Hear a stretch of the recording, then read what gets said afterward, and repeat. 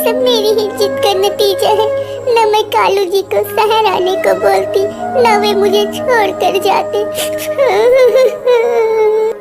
यह कहानी है सुंदरवन के जंगल में रहने वाली एक मासूम सी टूनी चिड़िया की। टूनी चिड़िया अपने पति कालू के साथ रहा करती थी। टूनी चिड़िया का पति कालू कौवा अपने खेत में तरह तरह की सब्जियां उगाया करता था और उन सब्जियों को वह शहर की मंडियों में ले जाकर बेचा करता था, जिससे उसे कुछ पैसे मिल जाया करता था और उन्हीं पैसों से वो अपने परिवार का किसी तरह से पेट पाल रहा था। उनकी एक छोटी सी बेटी भी थी जिसका नाम था रानी चिड़िया। रानी चिड़िया जंगल के एक छोटे से स्कूल में पढ़ा करती थी। एक दिन टूनी चिड़िया अपने पति कालू कौवा से बोलती है, अजी सुनते हो, मैंने आपसे कब से बोल रही हूँ कि यहाँ से चलो शहर के जंगल चलते हैं। वहाँ पता है, सुना है कि वहाँ नौकरी करने वालों को नौकरी के बदले 30-30 हजार रुपए मिलते हैं और तुम्हें यहाँ खेती करके कितने ही रुपए मिल जाते हैं। और तुम्हें क्या लगता है कि तुम खेती करके यहाँ सपने में भी कभी 20-30 हजार कमा पाओगे? क्या तुमने अपने खेती के पैसों से आज तक अपना घर तक तो पक्का कराया नहीं? बारिश के दिनों में हमें कितनी ही दिक्कत होती है। मैंने अपनी बिटिया रानी के लिए कितने ही सपने देखे हैं जो गांव के जंगल में रहकर कभी पूरे नहीं होंगे। इसीलिए मेरी बात मानो। अरे टूनी, आज तुम कैसी बैकी बात कर रही हो? मैं यहाँ पर अपने बाप दादा की जमीन छोड़कर दूसरे के यहाँ काम करने जाऊँ? ना बाबा ना, मुझसे ये सब ना हो पाएगा। अजी आप समझते क्यों नहीं हो? मैं आपकी भलाई के लिए ही बोल रही हूँ और हमें अपनी बिटिया का भविष्य भी तो बनाना है ना। टूनी चिड़िया शहर के जंगल जाने की जिद लेकर बैठ जाती है। अजी कालू जी, अगर आप मेरी बात नहीं मानोगे ना तो मैं अपनी बिटिया को लेकर मायके चली जाऊंगी और फिर कभी वापस नहीं आऊंगी। सोच लो आप। टूनी चिड़िया की ऐसी बात सुनकर कालू कौवा सोच में पड़ जाता है। ठीक है टूनी, तुम मुझे 2-4 दिन की और मोहलत दे दो, फिर मैं तुम्हें बताता हूँ कि क्या करना है। जल्द ही 2 दिन गुजर जाते हैं। क्यों कालू जी, आपने शहर के जंगल जाने के बारे में कुछ सोचा या नहीं? हाँ टूनी, हम कल सुबह ही शहर के जंगल के लिए निकल पड़ेंगे। तुम जरूरी सामान बांध लो। और अगले ही दिन कालू अपनी बेटी और पत्नी के साथ शहर के जंगल के लिए निकल पड़ता है और शहर के जंगल पहुंचकर एक राशन की दुकान में काम करने लगता है।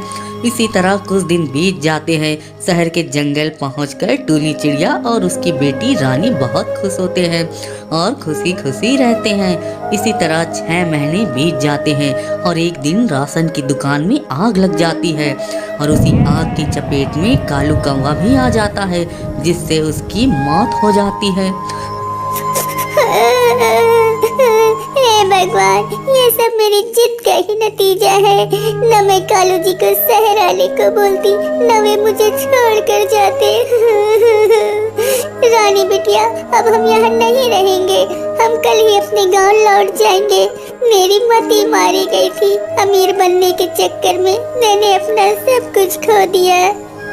रोते रोते बेचारी टूनी चिड़िया बेहोश हो जाती है। जब कुछ देर बाद उसे होश आता है तब वो अपनी बेटी और जरूरत की सामान लेकर गांव के जंगल की ओर निकल पड़ते हैं। बेटी, चल हम लोग मिलकर अपने खेत की सफाई करते हैं, फिर उसमें मटर की खेती करेंगे। फिर दोनों माँ बेटी मिलकर बहुत अच्छे से अपने खेत की सफाई करती हैं। फिर टूनी चिड़िया पूरे खेत में मटर के बीज बिखेर देती है और बहुत अच्छी तरह से उसकी देख रेख करती है।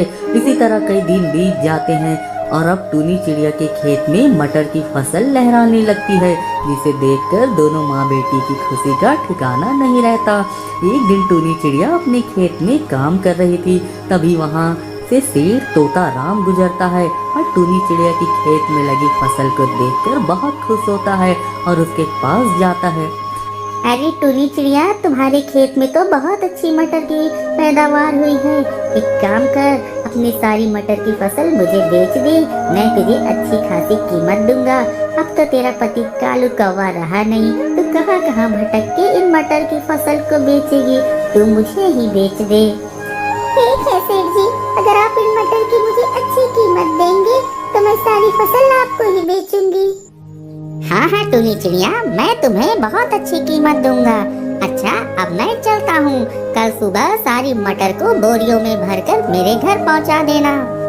अगले दिन टूनी चिड़िया अपनी मटर की सारी फसल को बोरियों में भरती है और सेठ तोता राम के यहाँ पहुँच जाती है। ये लो टूनी, तुम्हारी मटर की कीमत। इस तरह टूनी चिड़िया अपने खेत में मटरों की फसल उगाती और उसे सेठ तोता राम के यहाँ बेच आती और इस तरह टूनी चिड़िया अपनी बेटी रानी के साथ खुशी खुशी रहने लगती।